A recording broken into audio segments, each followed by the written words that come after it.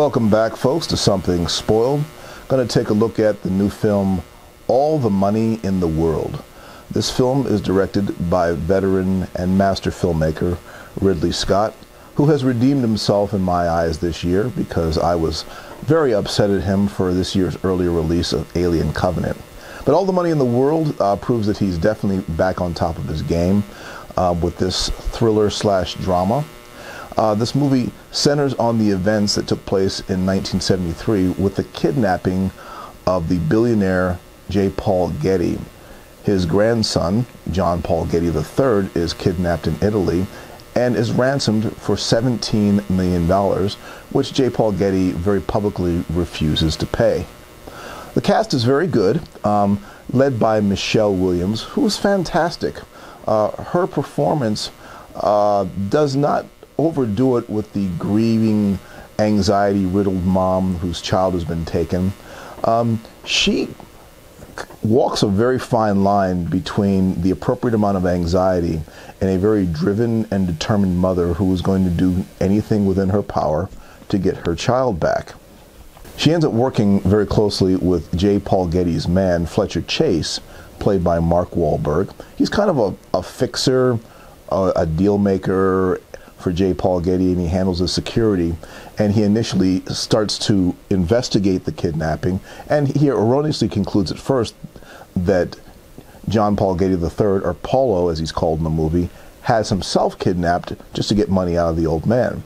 After a while they realize that that's erroneous and that the players who kidnapped Paulo are very, very serious and they're going to want their pound of flesh. Because Mark Wahlberg is serviceable. He does a competent job. I don't think he's really asked to do anything outside of his normal skill set, but he's definitely good and he's competent.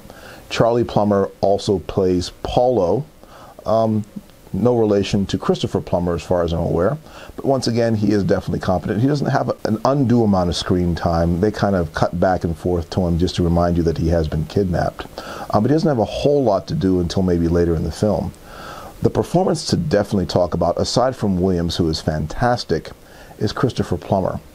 Christopher Plummer very publicly replaced Kevin Spacey in the role after the sexual allegations became public about Kevin Spacey.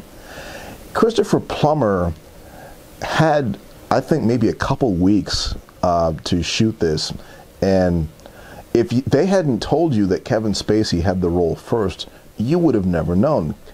Christopher Plummer doesn't work that often because I guess he's up in years now, but after seeing this movie, you have to ask, why not? His performance as J.Paul Getty is masterful, and you can see that he has brought his life experience and his experience as a screen veteran to bear into this role, and he just makes it look easy. Plummer is fantastic. I always get a little bit nervous when I hear that the movie is based on actual events or that it's based on a true story, because you never know exactly what events have been dramatized for movie making purposes and what events actually took place. One event that actually did take place, because it was very public, is they did remove Paulo's ear, and that was actually the catalyst which prompted J.Paul Getty to pay the ransom, sort of. He has a very interesting way of sort of paying at it so that it doesn't mess up his tax deductions. But overall, if you want to see a good drama, and I'd have to consider this one just as much a family drama as a thriller, because watching the contest of wills between J.Paul Getty and Gail Harris, his daughter-in-law, is just as fascinating as anything that takes place on the kidnapping front. It's really not so much a kidnapping drama as the events center around a kidnapping. But if you want a good time at the movies, mind you, you might not want to go if you haven't had your coffee, because it is a long one.